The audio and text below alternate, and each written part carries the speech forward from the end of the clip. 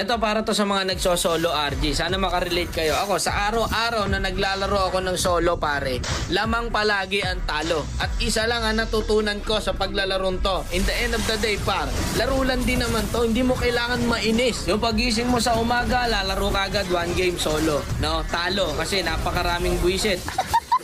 Lalaro ka sa tanghali, kakatapos mo lang kumain para may lakas ka. Pag na-lose streak ka, ibibigay sa iyong kakampi, may mga sariling mundo. Naglalaro ka sa hapon, kasarapan, syempre, uwian ng mga estudyante, ayan, ipapakampi sa'yo, mga grade 2. Lalaro ka sa gabi, kakauwi mo lang, pagod na pagod ka, galing kang trabaho, naglaro ka, nag-solo RG ka, nag-ML ka, ayun, na-lose streak, doble ang pagod.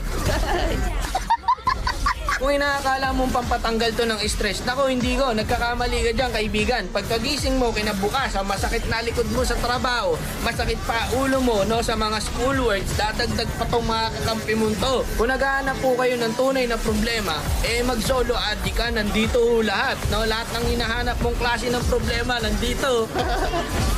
Hanip na mga kakampi, ano? Hindi na nabago ang matchmaking natin, no? Minsan pa nga, mythical honor ka na, mythic ka na, ipapakampi sa'yo, legend. Mga hindi nag-a-adjust,